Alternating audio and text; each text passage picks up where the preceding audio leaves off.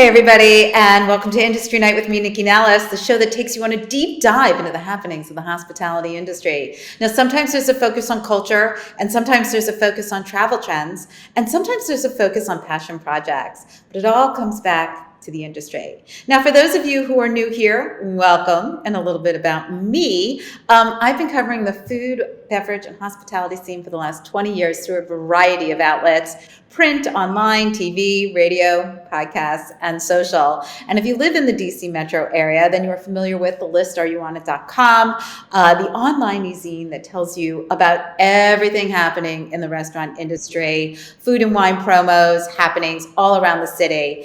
And every Sunday, you tune into Foodie and the Beast, DC's only food and wine radio variety show. We just celebrated 14 years on air on 1500. And of course, you follow me at NYCCINELLIS on Instagram, Facebook, and Twitter.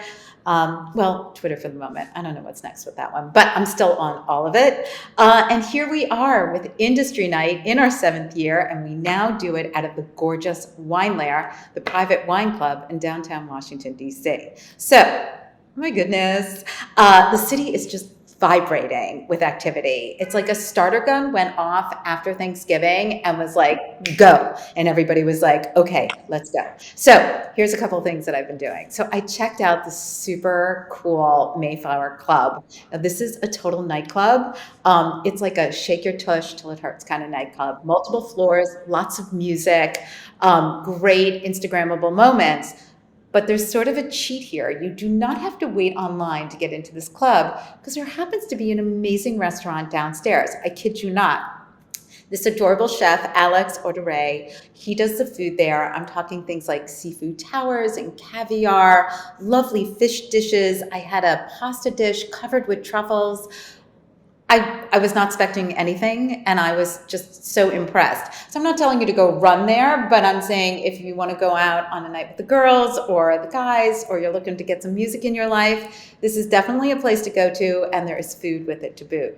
I am a huge fan of Chala Ono. She's of the Green Almond Pantry, and this is tucked away on Gray Street. Like, you have to really want to find it to get there, but I'm begging you to. So Chala does incredible Mediterranean cuisine. You can sit there. There's a few spaces for seats, but most of it is for you to take away. It is by far the best focaccia in the city, hands down. Like, thick and lush and oily and chewy and yummy. It's so good. Her salads are amazing. My advice is to get the sampler, the gigantic beans with fresh herbs, or the little lentils gently dressed with a vinaigrette. She does a lamb kofta sandwich that is just like wants to warm you up on a cold day. And I came home with tubs of hummus and vats of her Sicilian meatballs, which I just keep in the freezer. So on that night when I don't feel like cooking, I just defrost that and cook it up. I have been eating well. Now, I did get an etiquette education from the family that defines etiquette. Lizzie Post, she is the great-great-granddaughter of Emily Post. And she has a new book that deals with how we use our manners today. So we sat down for lunch at the Greenhouse restaurant, which is in the Jefferson Hotel. The chef thrilled us with a multi-course menu, lots of great wine. But the group really got to pepper Lizzie about etiquette today. And here's what I really came away with. Etiquette is not an elitist thing. It is not just for those who have money or for those who think they know. Good manners is for everyone, and it starts with kindness. So that's what I took away from her. And we had such a great conversation, and I'm so excited because she's going to join me on a future industry night in the new year. Lastly, I stopped by the unveiling of the holiday decorations at the Riggs Hotel.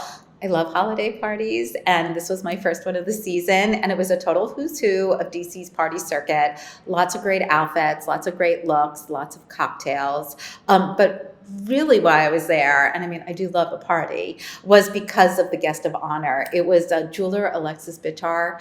I'm a total fan and a collector, so I got to meet him and talk about his new purse line and wares. And if you haven't been down to the Riggs Hotel, it is definitely a great place to check out. I mean, I have to brag. My son Sam is the beverage manager at, not beverage manager, he's in beverages at Silver Lion, the hoity-toity cocktail bar downstairs. Okay, so enough about me. You can find about all that I've been doing on my social media at NYCCINELLIS. Of course, you're going to check it out also on the listareyounit.com because all those Christmas parties are on there. Also including every opening that has happened because all these restaurants are opening up and holiday activations. So speaking of holiday activations, holiday markets are totally a thing. Years ago, DC didn't have a single market dedicated to local makers and craft artisans. In fact, my family, we used to go up to New York City for them. So now our cup runs over, and Julie Greenstein is here. She is one of the co-founders of really one of the best pop-up markets in the region, URBNmarket. It's upscale, it's well curated, lots of handmade things and vintage items, and it's popping up now at the Hotel Washington and at Mosaic District. So Julie's here to talk with me today, and she brought with her Crystal Ellis of B.Birdwatcher Spiritual Stones, and I'm excited to find out how Crystal got into stones because her name is Crystal. I want to know which came first. I'm dying to know. Terra Saunders, who is the creator and co-founder of Della Terra Organics, who has an amazing story, and Sebastian Shriver, who is with Black Eyed Susan Spice Company. It's going to get a little hot at the end of the show when we talk to him. Okay, so Julie, I want to talk about sort of this trend of markets and how you and Debbie got into it. Yeah, so as you said, several years back, we realized that in DC, there weren't too many markets, and you could go to New York, you can go to Philadelphia and find some great handmade markets. But we thought there was definitely a hole here in DC. And so we decided we wanted to start this here. And it really took off, and we've been doing it for about 9 years now. And we have amazing vendors. And as you said, it's a very highly curated market, handmade and vintage items. And we like to call it an Etsy Live. So think about Etsy, but you can actually go into the market, talk to these great makers and find out their stories and actually touch the items and see what you're getting before you're buying. Well, so when you guys started, when you came up with the idea and you were like, why don't we have one down here? How did you go about, it's like chicken or egg. Did you have to find the makers and creators first, or did you have to find the places to activate them? So we did a lot of research. We actually went to Etsy Local and started looking for vendors there. And at the same time, we were looking for some great locations because we wanted the two to come together so that we can have great locations to offer our vendors. But we came up with a great list of vendors to start off with, and it's just grown since. And we really like, our vendors are incredible. And not only do we have these vendors coming to our market, but I buy so much from these vendors. I was just Terror, like right next to my bedside is your aches and pains bombs that I just keep there, to use whenever I need it. And Crystal, you know that my arm is full of your bracelets. So, and this is with all my vendors. I just go around and shop because they're so amazing, and it's just hard to resist their items. Well, so for the holidays, I know you're going to be in multiple locations. Can you give us a little walkthrough of what people can expect at, like, how Mosaic differs from the Washington Hotel? Yeah, so Mosaic is in Virginia, and it's a great development area.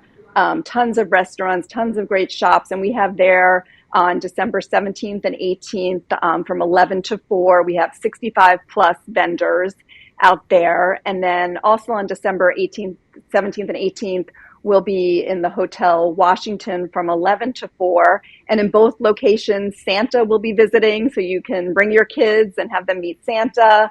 The Hotel Washington has some special drinks just for the pop-up, some special holiday drinks. So it's really festive and it's decorated beautifully. And for any information, you can go to our Instagram, which is Urban without an A, URBNmarket. And also our website, which is Urban, again, without the A, market.com.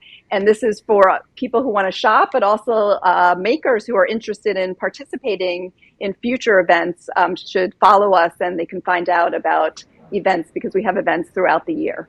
Right. I was going to say, like, you're taking this annually. Like, it doesn't just have to be holidays. There's always a reason to buy something that's locally made, or, buy a craft artisan. Exactly. Yeah, we have markets throughout the entire year in the DC area. That's amazing. Okay, so we'll get back to you in a little bit, but I'm Okay. going to bring in first Crystal Ellis, a B.Birdwatcher, Spiritual Stones. Hi, how are you? So I Great. wasn't making fun of you, I swear to God. When I got your information, I was like, so Crystal does crystals? I'm like, tell me more. I need more. Tell me more.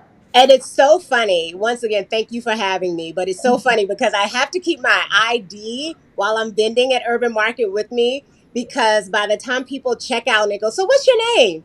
And I go, "Crystal," they never believe me. So I always have to pull out my ID and prove it to them. But yeah, I really enjoy being a vendor at Urban Market. And I think I've been doing it for almost as long as I've been in business. Well, let's hear about your business. How did you get into stones? Well, one, I think it was a godsend because my name is Crystal. I don't know if my parents knew that or not, but it all really started in 2014. My girlfriend invited me to the Oprah Find Your Passion conference. I did not want to go. We had Okay. nosebleed seats, and I was like, why did you drag me here for 2 straight days?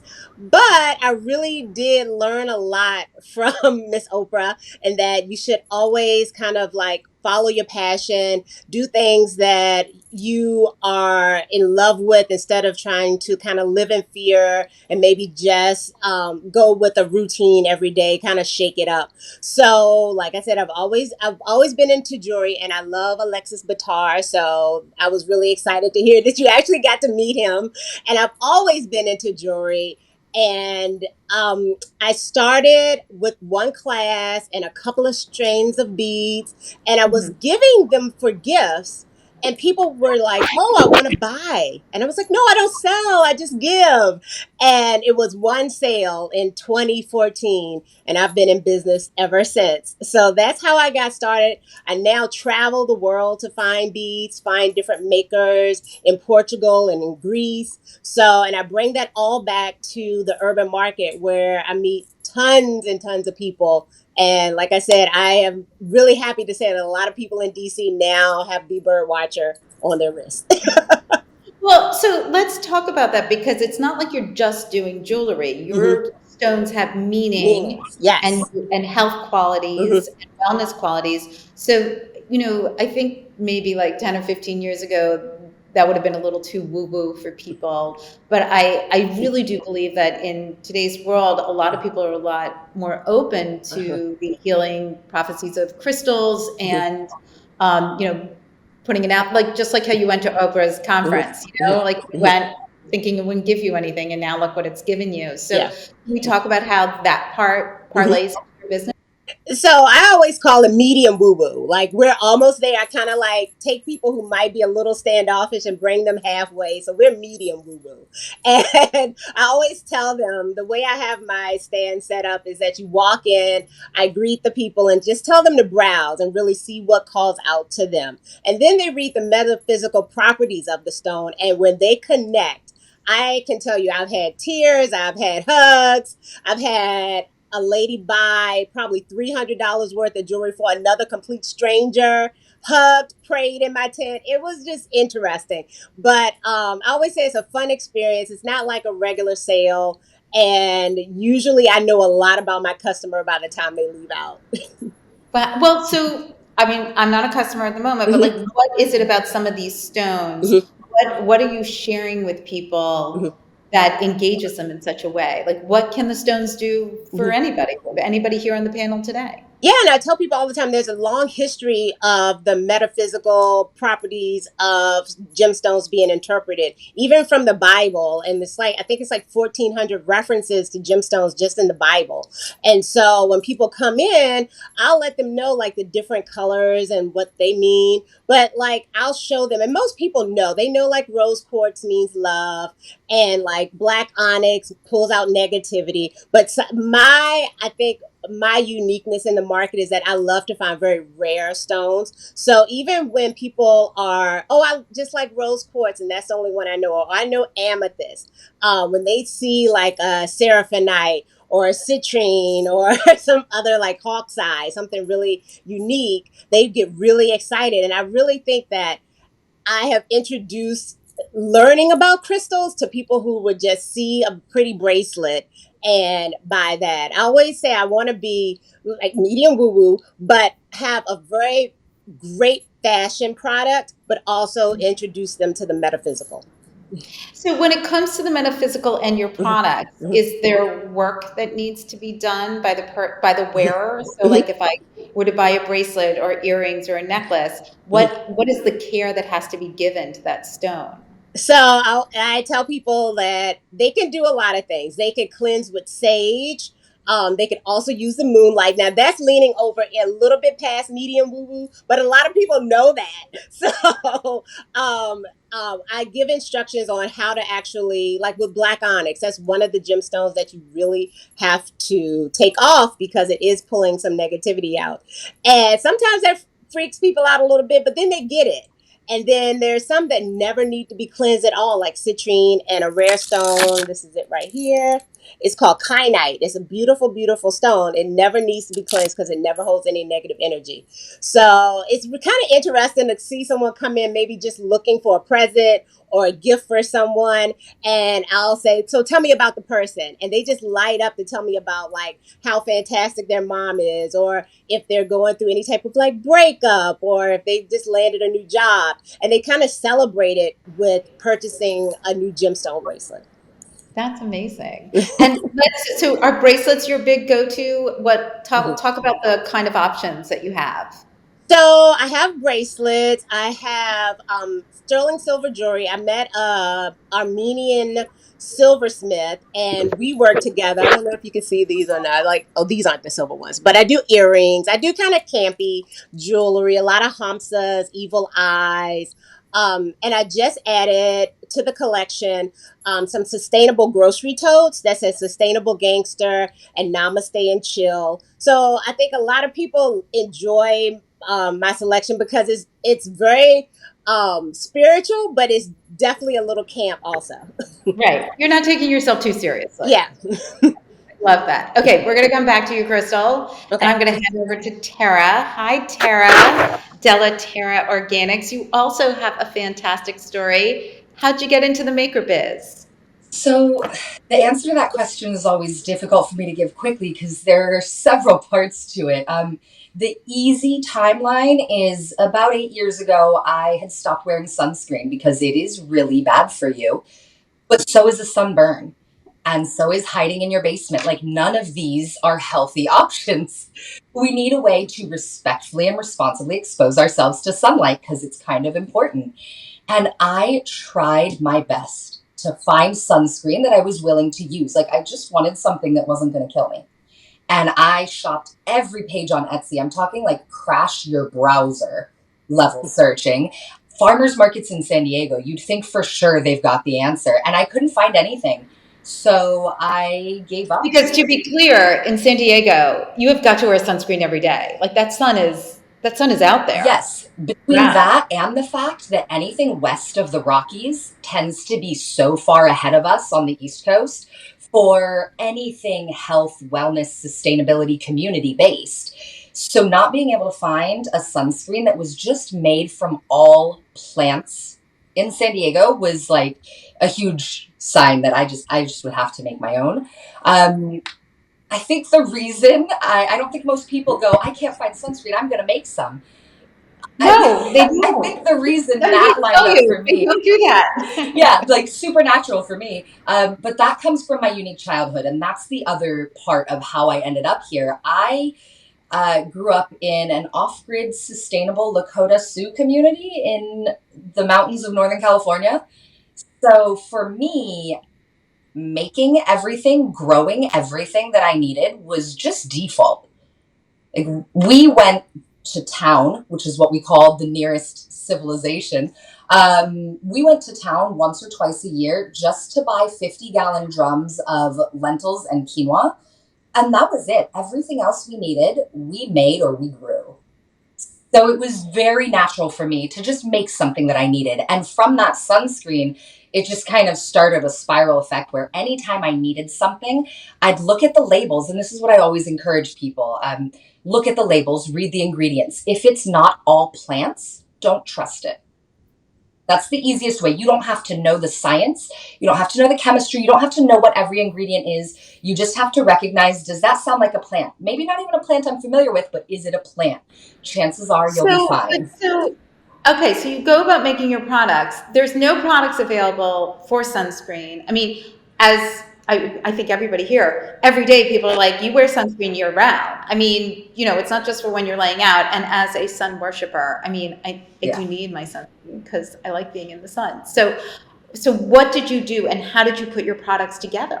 So every product, at this point, we have over 70 SKUs. Every product, I look at the ingredients and I pick what plants are going to do this job. So whether it's sun protection or insect repellent, deodorant, pain relief, stress and anxiety relief, help with your sleep schedule, whatever the end goal is, what plants are going to do this job. And I pick those plants, and then I start experimenting with the formula so that not only does it do its job, but you get to enjoy the smell, the texture, the flavor, depending on what you're looking at. Because if you don't love it, you're not going to use it. It doesn't matter how good my plants are. So I sort of picture you like with a mortar and pestle, like just grinding things up. I mean, right? There's a lot. It's a cross, how are we doing this? It's a cross between that and mad scientist in a lab. It's very scientific. At this point, I'm a self-taught organic chemist. Any plant might combine with some other plant and get you an end result. I mean, I spent 6 months researching how to get my shampoo to bubble because people like that, like myself included, but I wasn't going to compromise on my ingredients. So my shampoo is all plants and it bubbles. And now we have a body wash off of the same foundational formula. So that kind of detailed. And then when we get into things like our cannabinoids, most people would be familiar with them as CBD, but cannabinoids are so much more than just CBD. When we get into that, sometimes it'll be 3 years of research before something is ready to go. Because I want to make sure that this is really doing what it needs to do. Some of our formulas help with PTSD and traumatic brain injuries. We have people using our products daily for their sleep, for their anxiety and depression management, pain and inflammation, Julie was talking about before. Right. That's a I'm big like, one. That? Tell me more. Top of the list for most people. I would say it's like pain and inflammation, sleep, and anxiety are the most frequent questions we get from people. Okay, I'm sorry. I'm backing you up. Yeah. I'm still stuck in sunscreen. Yes. Like, can we just go to sunscreen for a second and then we can get to Julie's pain, which we'll find out. Absolutely. So the sunscreen, so what SPF is it? We have 2 options now. We've got our sun balm, which is more moisture, moderate protection. And then we've got our sunscreen, which is more protection, moderate moisture. Both are hypoallergenic, like baby safe from birth. And they're for face and body. So it's just one product all over. With the sun balm, the more moisturizing one, you're getting the natural equivalent to a chemical SPF 15. And with the screen, you're getting the equivalent of a 35. Anything over a 30, your body will sweat off or absorb before it actually gets used.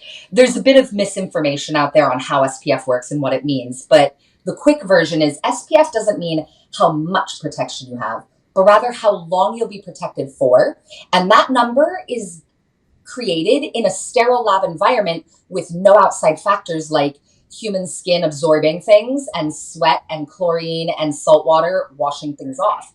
So by the time you would need anything more than a 30, you've already either absorbed or sweated off the product. So rather a lower SPF that has ingredients that are actually good for you and reapply as needed.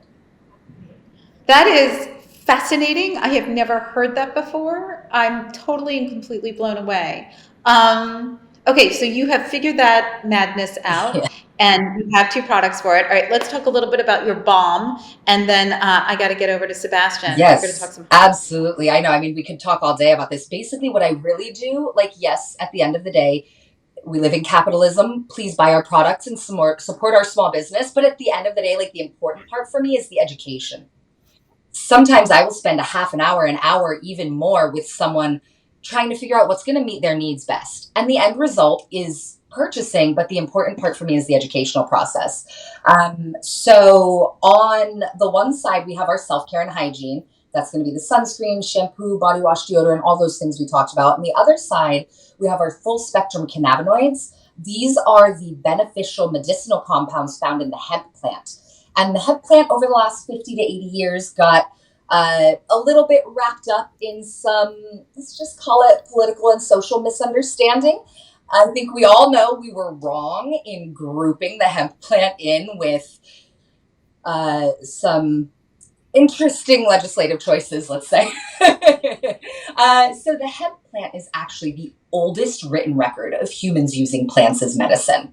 There are 3,000-year-old Ayurvedic texts that mention the hemp plant and its benefits.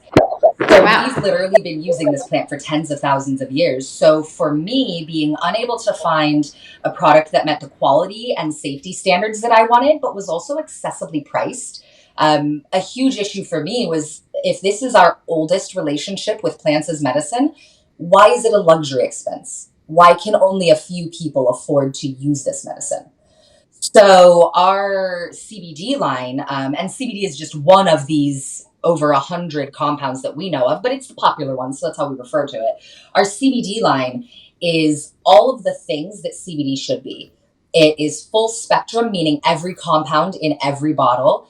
It is steam distilled instead of chemically extracted. We're the only brand on the East Coast that's steam distilled. Everything else has chemicals in it. Tara, Yes. I could seriously go down. We could chat forever, couldn't we? I know. I have so many questions. So good. But I'm so excited that you're at these markets as a way for people to get more access to your story and your products. Yes, we can pick up on this conversation in person at any of our events.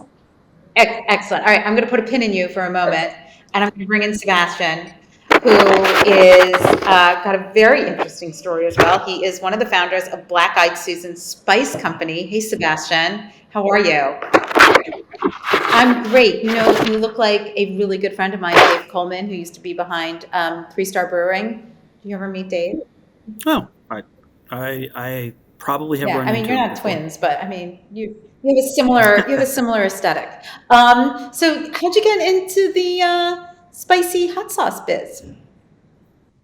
I grew up eating hot food. My dad has always been the type of person to have a jar of pepperoncini in the fridge, and everything was usually a little spicy. So growing up, I just would try stuff.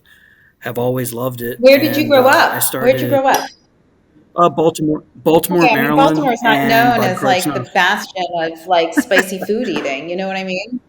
And nor is Germany, the other place that I spent a lot of time growing up. Soft pretzels and beer, man. That sounds good to me. Yeah. Right?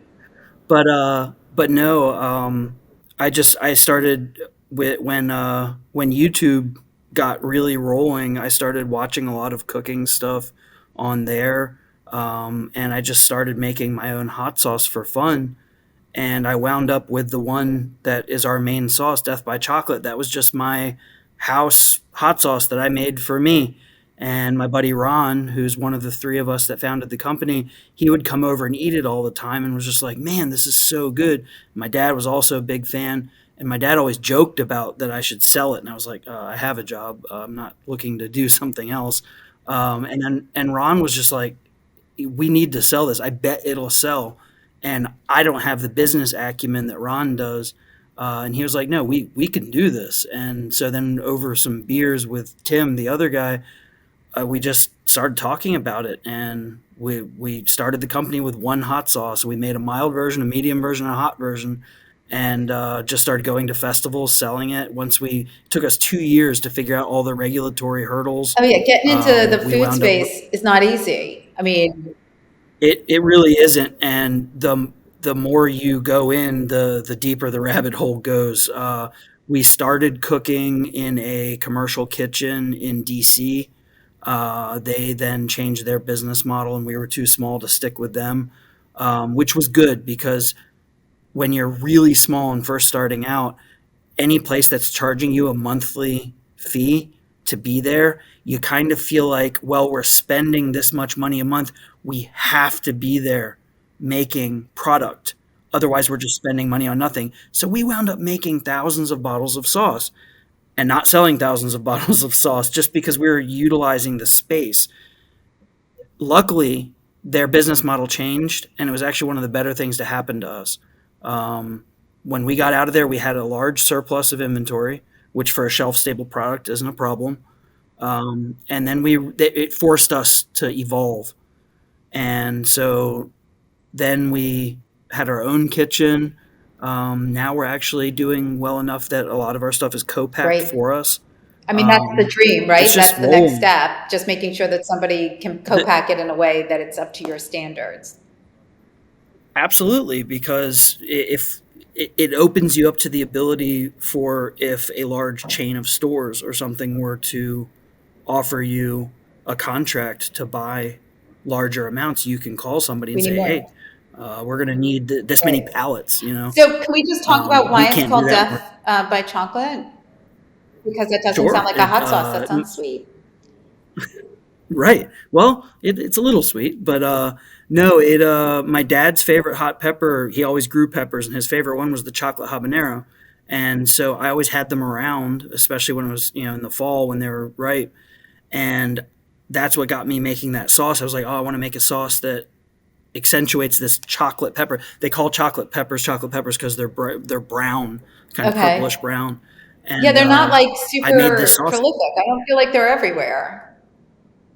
No, most people haven't heard of the chocolate versions of every pepper. Like everyone's heard of a ghost pepper before, but there's chocolate ghost peppers. They're more flavorful usually, somewhat more interesting. And Death by Chocolate also has cocoa powder in it because I was trying to do something that really accentuated that pungent, bright smell that the chocolate hobs have. And so I wound up using Caribbean kind of jerk seasoning and cocoa powder for To that. just sort of round it out. Now, so what do you use it on? How do you use your hot sauce? Like you said, your friend puts it on everything, like, or your business partner. Yeah. Like I use a lot of hot sauce. I put it in we- soup. I put it on some dishes. But is there something that you think like absolutely you would put with your hot sauce? Well, the Death by Chocolate has become just kind of a universal topping in Okay. my life. You can mix it with mayo and put it on Ooh, a good sandwich like idea. an That's a aioli, great idea. I things love that one. like that. But then some of our other sauces, like Red Flag, is heavily red onion based, so it goes on anything that you would put onions on. We've ordered onion pizzas just to demonstrate how good it is on a pizza, because if something already had onion in it, it's going to taste great on it because the flavors work so well together. We did a festival up in Pennsylvania, and there was a cheesesteak truck there, food truck, and I would tell people, come over, let me put some hot sauce on your cheesesteak, and because it has so much onion in it, people were just like, wow, this tastes so good. So selling it that way. I did the same thing with Bloody Marys and Death by Chocolate once at a convention. There's people walking by with Bloody Marys. I was like, hey, come here. Let me put some of this in here. And sold like 5 bottles of it to people who were walking around with a Bloody Mary. So how many SKUs do you have?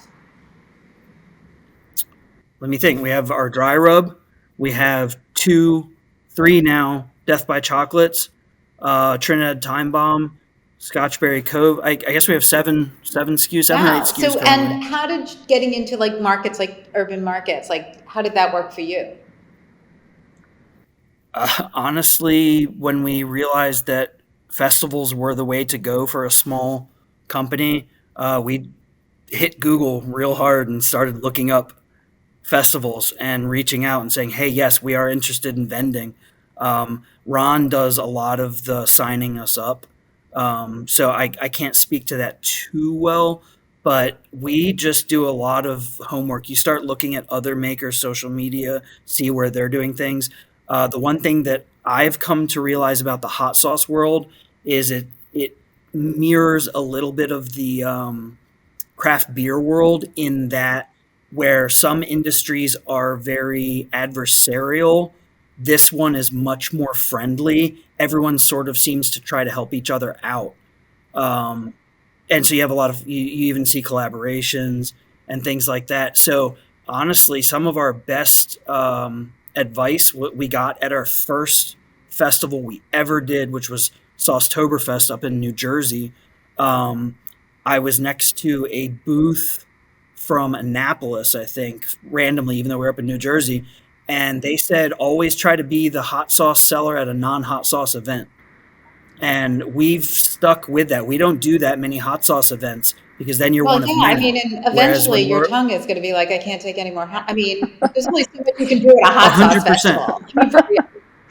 100%, and really specifically knowing the other hot sauce vendors. If you are at a big convention, don't be next to the ones that are legendary for having the hottest stuff, because how is somebody going to taste your stuff after they've been there?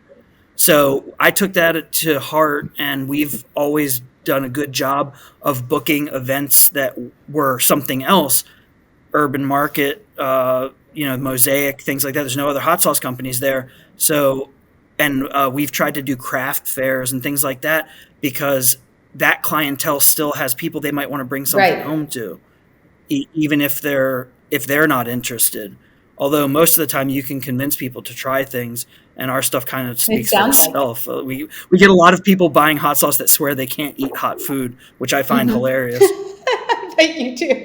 I'm sure if somebody says that to you, you're like, come on, try me. Well, and that's why we have so many different varied levels of heat, because we want to sell stuff to everybody. Well, Sebastian, I'm going to put a pin in you for just a sec. And Julie, I'm going to bring you back in. It's occurred to me while I'm talking with everyone that, we use the term makers, and it really doesn't explain what everybody is. I mean, you guys are like mad boss entrepreneurs. You have created new businesses with unique products that offer something incredible to customers. And that's amazing. So Julie, when you're we were just talking with Sebastian about how he found you, but how did you, what's your application process? You're looking for certain vendors. So what's the process like? How do you go about doing that? We are, and as the years have progressed in our markets, we get more and more applications. So we have to really go through them very carefully. We don't want to be considered just like your average old kind of flea market. They're definitely, we want our vendors to be upscale.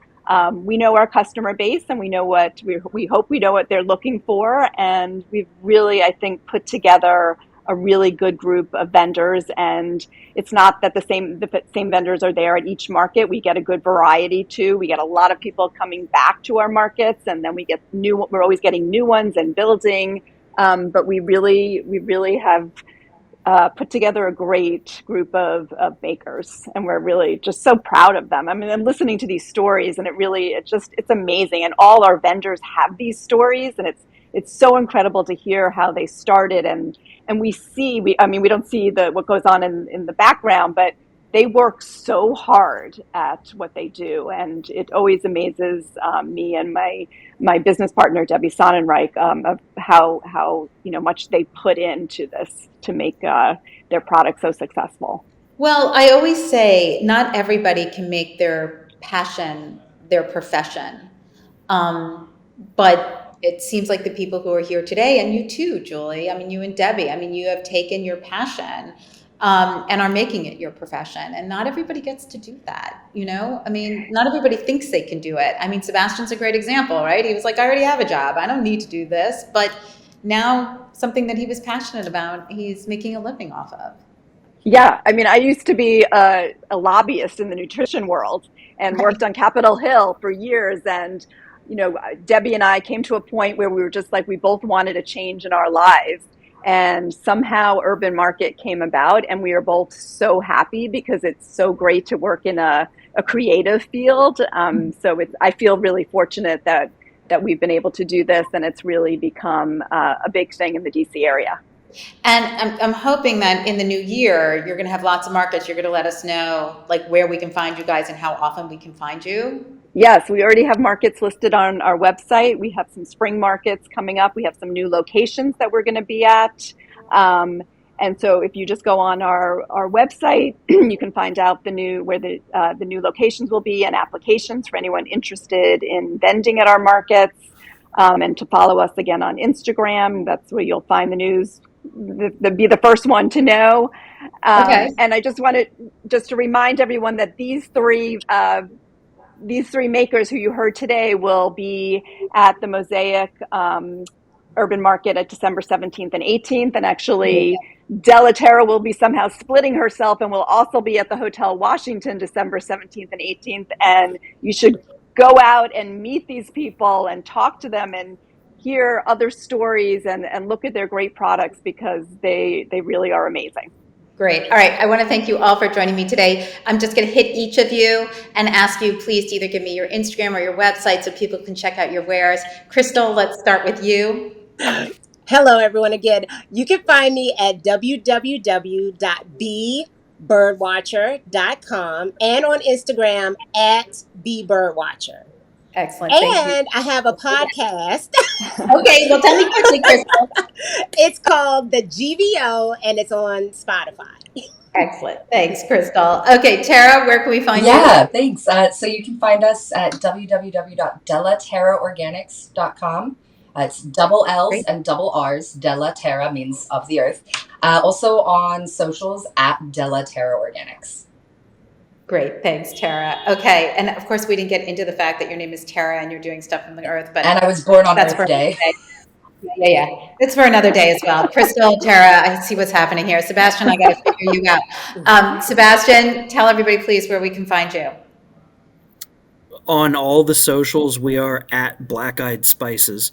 Our website is blackeyedspices.com. Excellent. Okay. Thank you so much. I want to thank all of you for joining me today. Julie, one last time, tell everybody where they can find you guys on Instagram, please. At Urban Market, URBNmarket on Instagram, and URBNmarket.com is our website. Great. Okay. I want to thank you all for joining me. I'm just going to do a quick wrap up. I want to thank our listeners for joining me too. Listen, the holiday hustle and bustle is real and it is busy out there. But we're going to remind everybody, please take your kindness pills. Staff shortages are real. Supply shortages are real. Everybody's nerves are kind of frayed. Just remember, take a deep breath. We're all doing this because we love each other. We want to give gifts to people that we love. We want to eat with people we love. Like the people who are serving you don't want you to have a bad experience. So just take your kindness pills. Remember that when you go out. I want to thank you for joining me here today on Industry Night at the gorgeous Wine Lair. Follow me at NYCCINELLIS on Instagram, Facebook, and Twitter. Get out there, shop local, take care of these makers who are making fabulous things. Be safe out there and have a delicious week.